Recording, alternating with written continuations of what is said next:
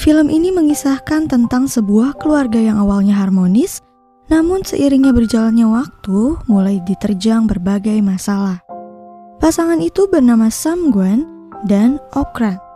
Mereka tidak menduga jika salah satu anak mereka yang sudah dibesarkannya selama 11 tahun ternyata bukanlah anak kandung mereka.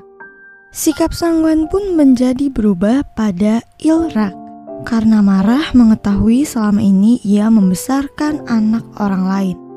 Il-rak seperti dianaktirikan oleh Sam-gwan, tetapi perilaku dingin Sam-gwan berubah setelah tahu bahwa Il-rak mengidap penyakit otak. Dia berusaha untuk menghasilkan banyak uang dengan menjual darahnya demi kesembuhan putra tertuanya itu. Bagaimana kisah selanjutnya? Sekarang langsung kita masuk aja ke dalam alur cerita filmnya. Di sebuah tempat proyek pembangunan, orang-orang di sana sedang sibuk bekerja untuk membangun sebuah bangunan. Dan jam istirahat mereka dimulai.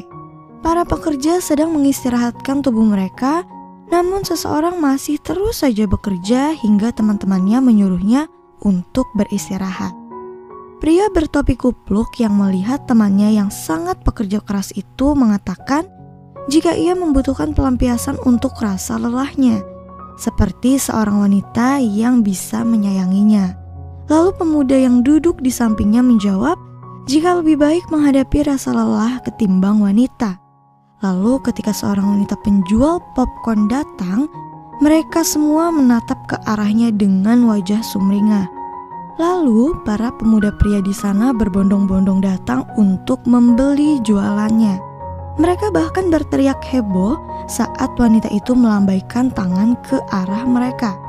Si pria pekerja keras tadi meraba-raba saku celananya, namun nihil, tak menemukan selembar uang pun.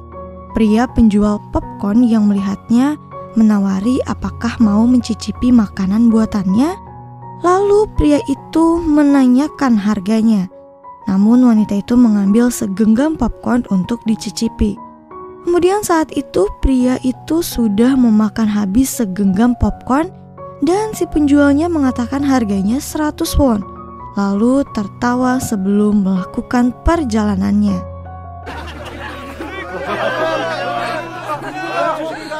Si kawan-kawan kerja Sam-gwan menggodainya yang terlihat sedang salah tingkah itu. Lalu mereka kembali duduk dan dilanjutkan pembicaraan wanita tadi. Mereka tahu jika wanita tadi sudah memiliki pacar. Ha So-young, seorang pria berjas putih berkumis yang memimpin jalannya proyek ini. Sampai malam tiba, saat mereka sedang nongkrong pun masih membahas wanita yang tadi. Dan bahasan mereka tentang si So-young, pria berkumis tadi itu jadi kemana-mana. Seperti membahas hutang-hutangnya hingga So-young yang berganti-ganti wanita. Lalu mereka tiba-tiba memanggil Sam-gwan yang asik terbaring dan mengatakan jika usianya sudah memasuki usia nikah. Lalu temannya itu mengompori jika wanita tadi menatap Sam-gwan terus-menerus. Saat Sam-gwan akan memejamkan matanya, tiba-tiba suara wanita tadi saat menawarkan popcorn melintas di pikirannya dan membuatnya terkejut. Lalu pagi harinya Sam-gwan bertani lagi di ladang semangka kemarin. Ia mengatakan pada pamannya jika ia ingin menikah. Kemudian ia bertanya lagi pada pamannya, berapa uang yang ia dapatkan ketika menjual darah. Pamannya mengatakan jika menjual darah memang menghasilkan lebih banyak, yaitu 1000 won untuk seliter darah. Lalu ia berniat menjual darahnya untuk menikah. Dan kini Sam-gwan sedang menuruti ucapan dua orang yang akan memberitahunya tentang menjual darah. Ia kini diminta untuk meminum air terlebih dahulu.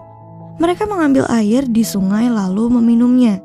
Sam-gwan diminta untuk minum sebanyak 8 gelas tanpa henti.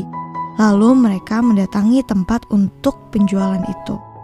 Di sana mereka tak langsung menghampiri dokternya, melainkan meminum air keran terlebih dahulu, agar darah mereka segar katanya. Mereka menemui dokter dengan menahan rasa buang air mereka. Si paman memberikan semangka kepada dokter itu. Lalu mereka diantar oleh seorang suster di sana, dan sebelum pergi mereka bertanya berapa banyak darah yang akan diambil. Dokter menjawab jika ia akan mengambil 2 botol darah, namun mengubahnya menjadi 3 botol saat setelah dipuji dan disanjung. Sam-gun memperhatikan darahnya yang mengalir berpindah ke dalam botol. Masing-masing darah mereka ditampung ke dalam botol 1 liter.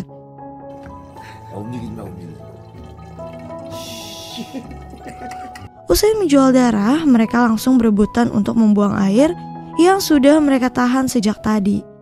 Kini mereka sedang memakan makanan sundae atau sosis darah, dan memakan sundae ini adalah rutinitas yang biasa dilakukan mereka ketika usai menjual darah mereka. Mereka juga menanyakan pada Sam-gun yang baru pertama kali melakukan itu, bagaimana rasanya saat diambil darah. Sam-gun mengatakan jika ia merasa lemak tubuhnya juga ikut tersedot. Lalu Sam-gun mengganti topik obrolan mereka dengan topik mendapatkan hati wanita. Si paman yang penasaran menanyai Sam-gun bagaimana ciri wanita yang ia incar. Sam-gun mengatakan jika wanita itu sangat cantik tapi sudah memiliki pacar. Si paman ini lalu mengatakan jika ia benar-benar mencintainya, maka yang dibutuhkan Sam-gun adalah ketulusan hatinya. Si paman menyarankan Sam-gun agar ia mendatangi rumah wanita itu dan mengutarakan perasaannya. Dan benar saja, ketika malam harinya, Sam-gun menghampiri rumah wanita penjual popcorn itu. Ia memperkenalkan diri pada wanita yang bernama Okran. Lalu si wanita ini nampaknya mulai mengingat siapa pria yang ada di depannya ini. Lantas ia menanyakan tujuannya ke sana. Dan dijawablah oleh Sam-gun dengan ajakan untuk memakan bakpao bersama dengan alasan wanita ini telah memberinya popcorn gratis. Ya, seperti membalaslah gitu. Okran menolak dengan alasan sudah kenyang. Namun ia mengatakan bagaimana jika mereka keluar untuk makan bakpao besok saja. Sam-gun kembali ke rumahnya dengan senang hati, bahkan ia berlari dan berteriak saking senangnya.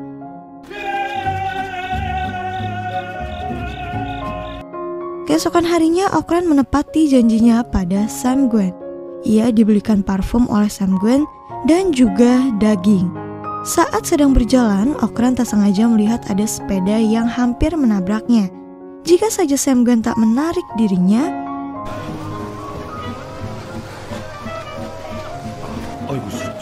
dan akhirnya Okran memakan bakwan dan mie ayam, serta ia memakan bulgogi juga. Lalu ini saatnya Sam-gun mengatakan maksud dan tujuannya yang sebenarnya. Sam-gun mulai menghitung jumlah uang yang ia keluarkan hari ini untuk Okran yang berjumlah 2.000 won. Lalu diakhiri dengan pertanyaan, kapan ia siap untuk dinikahi. Okran seketika merubah raut wajahnya.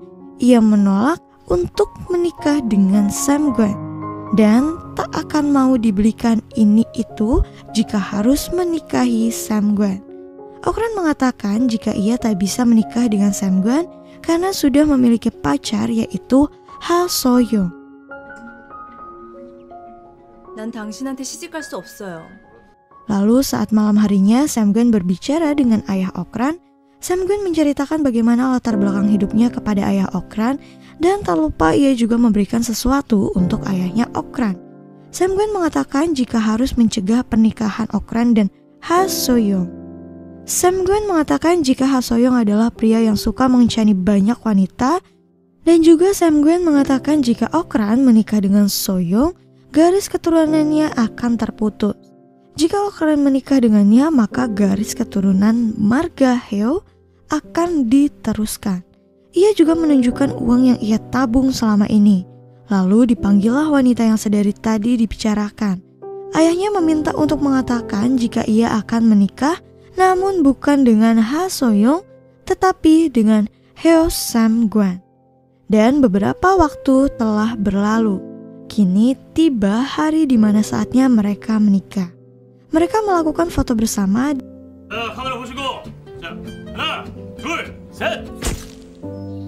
Dan kini sudah 11 tahun setelah hari pernikahan mereka. Okran meminta Irak, putranya, untuk mengambilkannya sapu. Namun Samrak, putranya yang lain, yang akan mengambilkannya. Namun Okran melarangnya, hingga Irak yang lebih tua sudah datang dengan membawa sapu di tangannya. Lalu kedua putra Samguen kini berebutan untuk membantunya memegangi tangga di saat ia membetulkan genteng rumah mereka. Lalu Irak dan Okran keluar rumah dan duduk di teras rumah kayu mereka. Okran menanyakan pada putranya apakah roknya jelek. Lalu Irak mengatakan jika rok ibunya sangat bagus. Putra tertua mereka yang mendengar percakapan adik pertamanya dengan ibunya pun bertanya pada ayahnya, mengapa wanita sangat menyebalkan dan tidak mau memuji satu sama lain. Lalu Samguen menanyakan pada putra pertamanya, Ilrak, sebenarnya adik bungsunya Samrak ini mirip dengan siapa? Namun ia hanya tertawa mendengar ucapan ayahnya. Lalu di tongkrongan teman-teman Samguen menggibahi anak yang bernama Ilrak. Mereka mengatakan jika anaknya itu mirip dengan Ha Soyong. Padahal di sana ada ayah Okran juga, tapi mereka membicarakan hal itu. Namun mertua Samguen itu malah mengatakan jika menantunya itu memberi makan anak orang, ibarat sudah jatuh tertimpa tangga pula. Ilrak mengantar makanan untuk ayahnya yang sedang bekerja, dan ia mengatakan jika saat perjalanan ke sini ia mendengar jika ia mirip dengan orang yang bernama Ha Soyong. Samguen yang mendengar itu menghentikan makannya dan bertanya siapa yang mengatakan itu. Lalu putranya itu menjawab jika banyak orang yang berkata demikian, dan hari ini bukan hari pertama ia mendengar. Jadi putranya bertanya siapa Ha Soyong itu. Lalu Samguen menunjukkan pada putranya rumah Ha Soyong, rumah bercat putih 2 lantai. Samguen mengatakan jika orang itu arogan, juga menambahkan jika pria itu dulu mengejar ibu Ilrak. Lalu di perjalanan kembali, Samguen mengatakan pada putranya bagaimana dulu ibunya memohon untuk dinikahinya. Sangat berbanding terbalik dengan kenyataan. Kemudian tiba-tiba hujan datang, jadi mereka masuk ke dalam sebuah toko. Ilrak diberikan ayahnya jajanan. Tak lama tukang pengantar surat pun tiba dan memberikan surat kepada pemilik toko, lalu kepada Ilrak dan menyuruhnya untuk diberikan kepada ayahnya. Setelah tukang pos itu pergi, Samguen mengambil surat di tangan anaknya yang ternyata surat itu untuk Ha Soyong. Keesokan harinya Ilrak datang ke rumah sakit untuk tes darahnya dan tes DNA. Para orang-orang di kampung berkumpul untuk segera mengetahui kebenaran ini. Mereka semua berkumpul lalu tukang pos yang datang sangat disambut.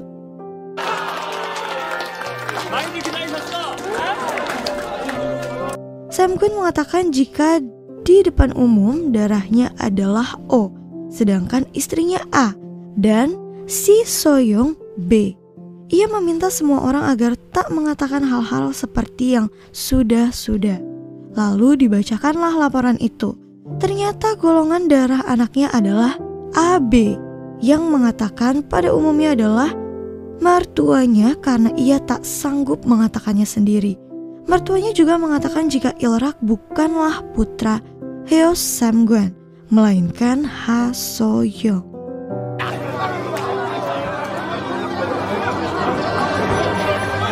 Samguen langsung menghampiri istrinya. Ia marah kepada istrinya bahkan menumpahkan semua cabai karena anaknya memiliki golongan darah Ha Soyong. 아주 귀가 나가겠어? 하소영의 피라니. 그게 다 무슨 소리예요? Okran masuk ke dalam rumah saat menyadari orang-orang berkerumun menonton. Samguen langsung melempari mereka agar bubar. Samguen meminta istrinya untuk bercerita dan bertanya apakah istrinya pernah ditiduri oleh Ha Soyong, dan istrinya menjawab iya. Samguen langsung memegang kepalanya, bahkan Okran menceritakan dengan jelas bagaimana kejadian itu yang membuat suaminya meringis berguling-guling di lantai yang tak kuat mendengarnya.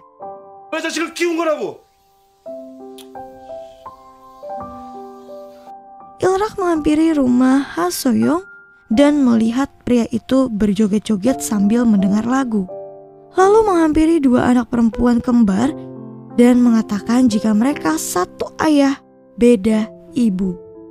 Anak kecil itu yang kebingungan memanggil ayahnya, Tujuan Ilrak datang ke sana hanya untuk memanggil ayah kandungnya dengan sebutan ayah sebanyak 3 kali.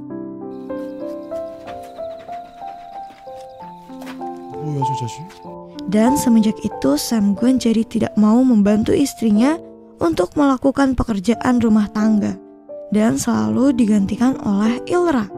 Lalu Samgun menghampiri ayahnya yang tiduran dan mengatakan pada ibunya jika ayahnya menangis.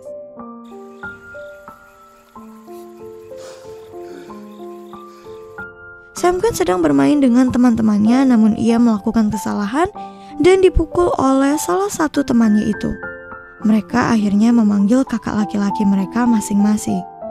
Irak kalah badan dengan kakak teman Samrek. 그때 가서 때려. Akhirnya mereka memanggil Ilrak kakak tertuanya. Ilrak langsung memukul anak berbadan besar sombong itu dengan batu di tangannya. Lalu pergi setelah memperingatkan mereka. Dan berakhir orang tua mereka harus membayar 5.000 won. Awalnya Samgun meminta orang itu untuk meminta pada Hasoyong, namun gagal. Kini barang-barang milik Okran di rumahnya harus diambil semua untuk mengganti. Tak hanya itu, Samgun juga mengatai Ilrak haram. Okran tentu saja marah dengan suaminya. Bagaimana ia bisa mengatai Ilrak seperti itu? Okran langsung memeluk putranya. Dengan berdandan cantik lalu mendatangi rumah Hasoyong, ia meminta agar Hasoyong yang membayar uang rawat inap. Di sana Okran bahkan bertengkar dengan istri Hasoyong.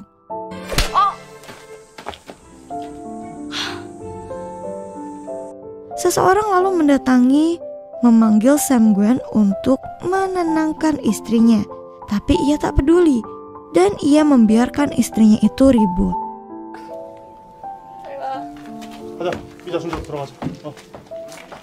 Samgun akhirnya meminum air sungai lalu menanyai kedua putranya, siapa orang yang membuat keluarga mereka menjadi seperti ini? Jawabannya ya Hasoyong yang sudah mempermalukan dirinya. Samgun mengatakan pada kedua putranya agar menaklukkan kedua anak perempuan Hasoyong ketika dewasa nanti. Samgun kembali ke rumah sakit untuk menjual darahnya setelah sekian lama. Di rumah sakit, Samgun bertemu dengan seorang wanita kemudian mengajaknya makan bakpao bersama. Mereka membicarakan Okran, istri Samgun yang cantik, pintar, dan gesit.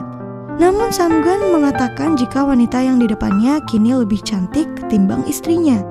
Samgun mengatakan jika saja ia menikahi wanita yang duduk di hadapannya, jadi ia tak perlu menafkahi anak orang selama 11 tahun.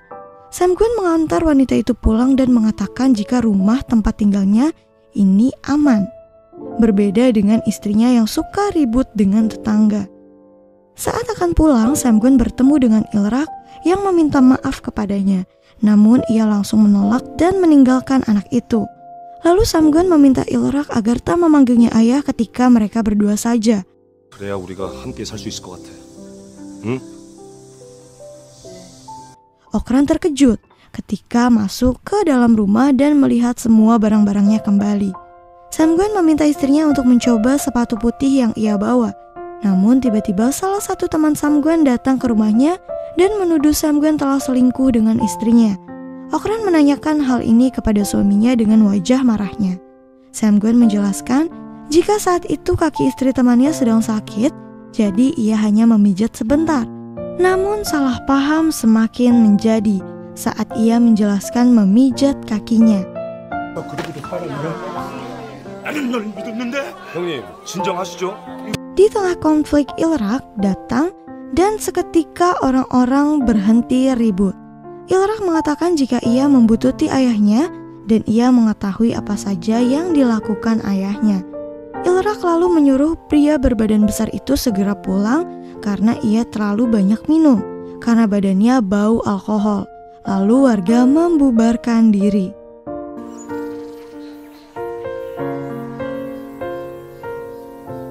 Di malam harinya Samgun menanyakan kepada anaknya apa yang ingin mereka makan besok.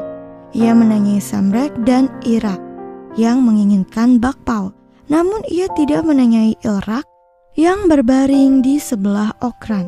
Sesuai janjinya tadi malam, Sam-gwen mengajak anaknya makan bakpao setelah menjual darahnya. Namun sebelum berangkat, Sam-gwen menyuruh Il-rak untuk makan di rumah kakeknya saja. Il-rak memohon agar Sam-gwen mengajaknya, tapi Sam-gwen tetap menolak karena Il-rak bukan keluarganya. Lalu Il-rak bertanya, jika ia adalah putra Sam-gwen, apakah ia akan diajak?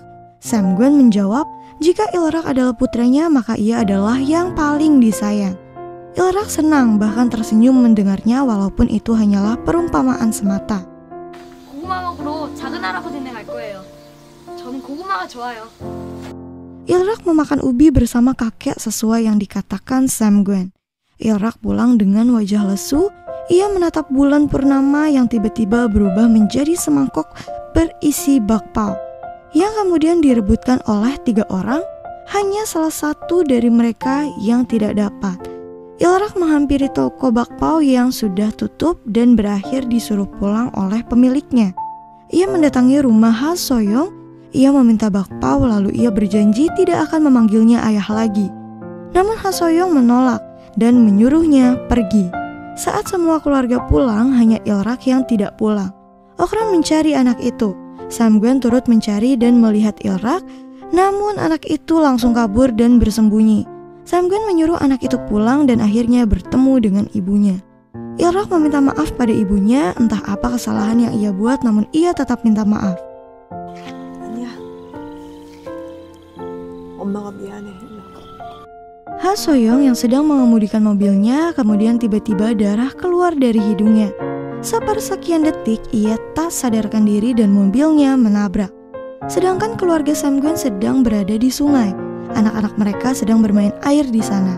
Sedangkan Sam-gwen mengatakan jika ia senang Ha So-young mendapatkan karmanya.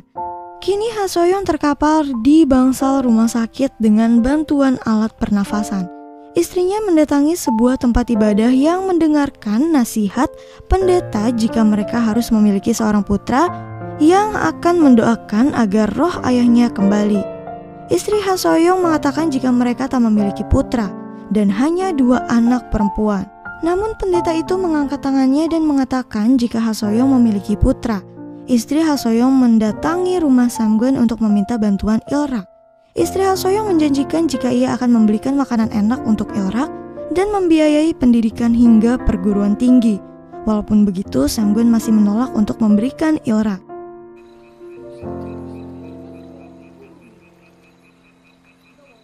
Lalu akhirnya Sam-gwen memberikan Il-rak kepada keluarga Ha So-young setelah memberi wejangan-wejangan pada anak itu. 하소영네 집에서 일락이 너만이 Di rumah Ha So-young, Il-rak melakukan ritual yang membuatnya takut.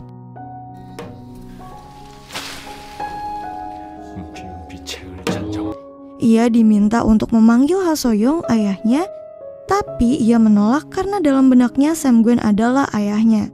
아버지 가지 마세요. 아버지 돌아오세요. Di sisi lain, Sam-gwen yang sedang bekerja tidak dapat memfokuskan dirinya. Di tengah ritualnya, Il-rak dapat melihat Sam-gwen yang mengintip jendela. Lantas ia meminta agar ia dibawa pergi sambil menangis.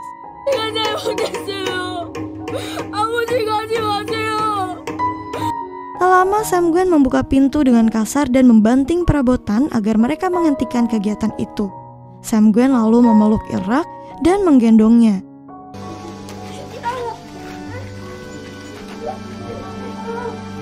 Akhirnya mereka bertiga bermain berlari bersama lagi. Namun tiba-tiba Il-rak terjatuh saat sedang berlari. Sam-gwen dengan cepat membawa Il-rak ke rumah sakit. Dokter mengatakan jika Il-rak terjangkit penyakit yang sama dengan Ha So-young. Sam-gwen membawa Il-rak ke dalam bis untuk dibawa ke rumah sakit di kota lain. Sam-gwen nekat menjual darahnya padahal belum waktunya ia menjual lagi. Dokter melarangnya menjual darah lagi, namun Sam-gwen berlari mencari uang pinjaman ke mana-mana. Setelah mendapatkan beberapa uang, Sam-gwen mencari Il-rak di rumah sakit, namun administrasi mengatakan tidak ada. Lalu kedua pegawainya itu mengingat jika kemarin ada seorang ibu menangis memohon kepada dokter. Mereka mengatakan pasien ensefalitis atau radang otak. Mereka mengatakan jika anak itu ada di rumah sakit Dongdaemun. Sam Gwen menelpon istrinya yang sedang menangis dan mengatakan jika Il-rak mengidap penyakit radang otak. Di rumah sakit, Sam Gwen nekat menjual darahnya. Ia bertanya pada perawat di sana biaya pengobatan radang otak. Perawat itu menjawab biayanya 30.000 hingga 40.000 won. Sam Gwen mendapatkan 3.000 won usai menjual darahnya. Ia menjual darahnya di berbagai tempat yang berbeda, tak memperdulikan kondisi tubuhnya.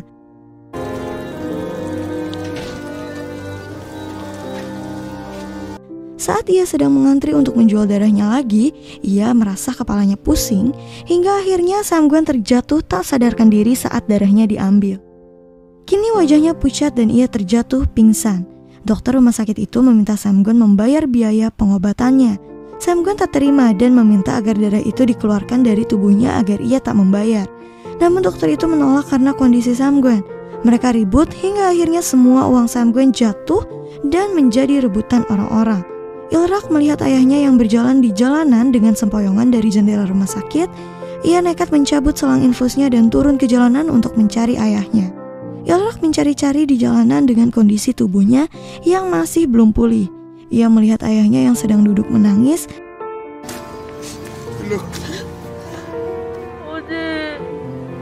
Saat mereka bertemu, Sam Gwen mengajak Il-rak untuk makan bakpao.